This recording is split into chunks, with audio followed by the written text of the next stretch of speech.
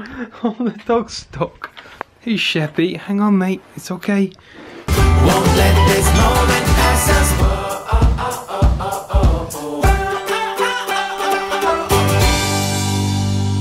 Happy Wednesday, guys. This is the first opportunity I've had to speak to you today. I've been extremely busy with my latest project for work. Hopefully I can make some money in the future. But right now, I'm off to go and pick Jen up. She's currently at work, she should be finishing any second, and I'm gonna head off. So when I pick Jen up, we're gonna head to Nottingham, which is about a 90-minute drive away at the most. It could be as quick as an hour depending on traffic, but because it is rush hour, I'm expecting it to take quite a bit longer.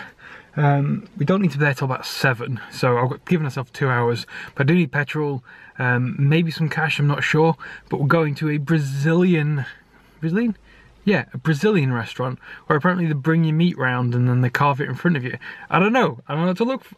Have you been? It's in Nottingham, I can't remember what it's called. But we'll find out. I expect it to be pretty good, and I'm hoping it's good. Apparently it's 25 quid a head. I have no idea what it is. It was Jen's idea, or the people who were going to meet. I can't remember. Hi guys! It is Wednesday evening and I am in the best mood that there ever was. It has been a really, really exciting day because I got a text this afternoon. I got a WhatsApp message. I assume that's like the same thing, right? I got a message to say, ooh, don't open your door.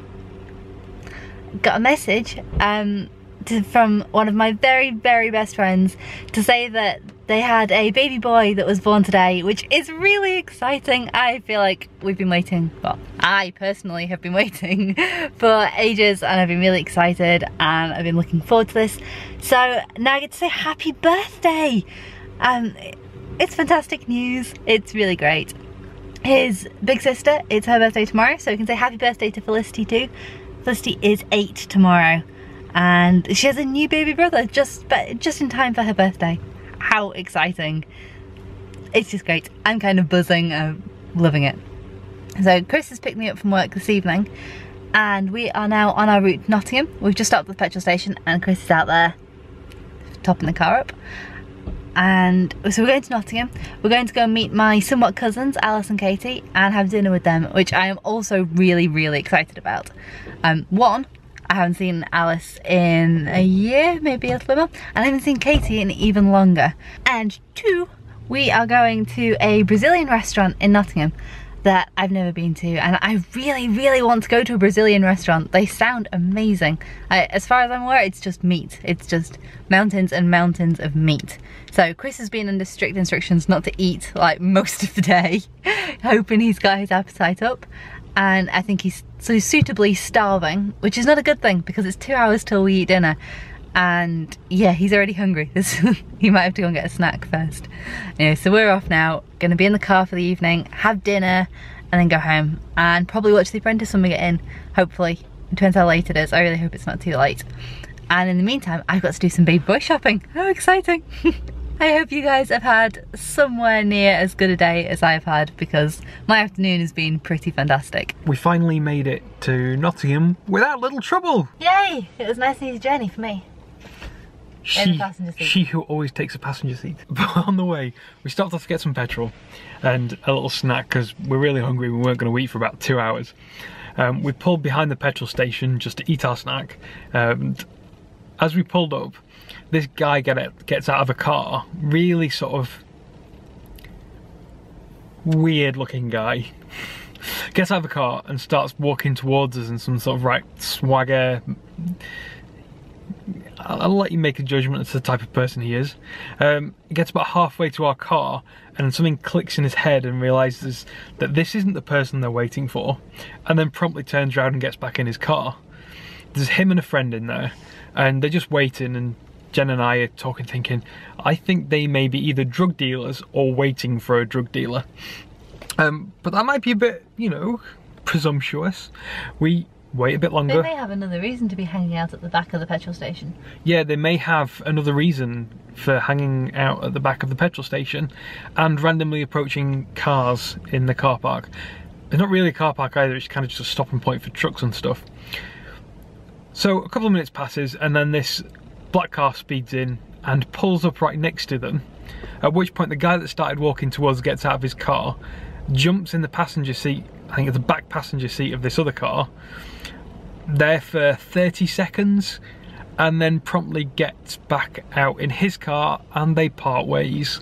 Now I'm gonna let you guys judge for yourself what happened there, but my money is on drug dealing. That's right, drug dealing. I was quite surprised because I don't think, I certainly haven't ever been in part of a drug deal before, and I don't think I've ever even seen one. And it was pretty much exactly what I would have expected from watching TV. Such a cliche, and it wasn't exactly discreet either. It was just so funny because we were joking about who these people were and why they were waiting and approaching us, and then, you know, you couldn't make up the rest that followed. It's just funny. Could you imagine if he tried to get into our car? Well, I thought he was going to try and get into a car at one point. But we didn't get attacked by drug dealers or druggies. We are here safe and sound. Yep, safe and sound. We're a little early. The people we're meeting on time? They're a little bit late, but should still be here before 7. So we might just have to saunter very slowly to where we're meeting them. Yes, we're going to Tropeiro's, which is a Brazilian restaurant in Nottingham. I think it's a small chain, so we need to go find that. I don't know where it is. Found our way to a very well lit car park. What'd you think? But can't find the exit. Park the car, alright. Hey, here we go. We left Nottingham. We had to take a detour. A detour via I can't speak now. Via Leicester, because I don't have any lunches for the next few days. It sounds like Jen's not going to be here for dinner tomorrow, so I need something for me to eat. And I don't have any stuff for breakfast, so I really need to be stopping up at this shop right now. But dinner was amazing. The way it was sort of set up is very different. Oh, Jen's found trolley. Kind of chilly. The way it was kind of all set up was very different to how I'd normally have dinner. So I kind of really want to talk about it and explain how it worked and what I liked and what I didn't like about it. You just make it those annoying. Sorry. What I did and what I didn't like about it. But for now, we're just going to head into the shop. Done in Asda, and on the way out, Jen! I'm done now. On the way out, I overheard a conversation about a guy that was wanting a refund on something. Not really sure exactly why, but let's assume it was for legitimate purposes.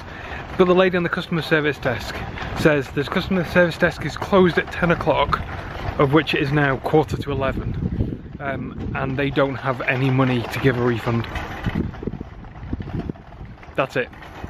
Is that what's the point in being on the customer service desk if you can't give any customer service? And why are you only giving refunds before 10 o'clock? Why have a 24-hour Tesco? Sorry, a 24-hour Asda, sorry, and only have half the services available outside 10 o'clock or whatever? It doesn't make sense. Why can't they just give a refund onto a card or something instead? It didn't really need to be cash, did it? Hey guys, it's the next morning, unfortunately. Last night we watched The Apprentice and then went to bed. I completely forgot to tell you guys about the restaurant. How crappy am I? Well, Tropeiro's it was called. I can't pronounce it. Maybe I'll try and remember to put the spelling on here. It was pretty cool. It was very quiet for, was it a Wednesday evening? Surprising how quiet it was.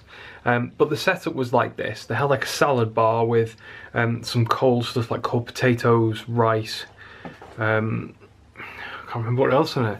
Tomatoes, cold mushrooms, not salad stuff like lettuce and things, sort of just cold things you'd probably normally have hot. So it's stuff that most of it had been cooked by the looks of it and then just chilled down. And then they had a separate section with some stews and stuff in that you could get. Hello, Sheppy. And that was kind of like an all-you-can-eat, you know, revisit buffet salad bar type thing. And then as you were sat down, you had these little cards that had a green side and a red side. And when you wanted some meat, you flipped the card over to the green side, and then there was some guys walking around. There's 3 of them, I think, walking around at different times with this big long metal skewer with either pieces of meat on or one big piece of meat on. And these, I would probably say, look like machetes of some description. And they would come over to the table and they would put these spikes down and then they would either cut off or pull off with this machete. Shep, he's stuck. Oh, the dog's stuck. Hey, Sheppy, hang on, mate. It's okay. he got stuck on the laundry basket and he panicked. Oh, he's such a good doggy. Right, yeah, so there was these, hello. Good boy. So there's these skewers, and then they'd use these big machetes to either pull off or cut off bits of meat. And you had these little tongues, so if it was something that was slicing off this skewer, they would slice off half of it, you'd get the tongues to hold it, they would cut the rest off, then you'd put it on your plate. And they came round with things that looked like maybe chicken wings or something. They had sausage, like a smoked sausage type thing. They had cuts of beef. One piece of beef was terrible. It was way overcooked, really chewy, really bad. But there was other cuts of meat that they brought round, which was really well done. Not well done as in overcooked, well done as in well cooked. It was like rare. It was really tasty. Shep's all excited now. So it was really interesting the way they served you, and you could just keep saying yes to meat and they'd just keep bringing it around. And if you were done, you have this little card and you turn over to the red side, and then they wouldn't pest you in theory, but they would still come over and offer you meat, which was good, I suppose, in case you forgot that you put it on the red side. Hey buddy, you're wearing your necklace. Is that your necklace? Look what you've done to the floor. We only vacuumed yesterday. So it was really good, and it was good company too. So I had a great night. By the time we'd been to the shop, we got back about 11:30, which was pretty late, and then we watched an hour's worth of The Apprentice. So it got quite late, which is why I completely forgot to finish the video off. So here is, this morning, yesterday's video, or the end of. So I will say, depending on when you're watching this, good night guys, and we'll see you tomorrow. I know, that's not true. He is stretching the truth. Oh no, the truth is the truth. I'm not stretching anything. And you're lying then.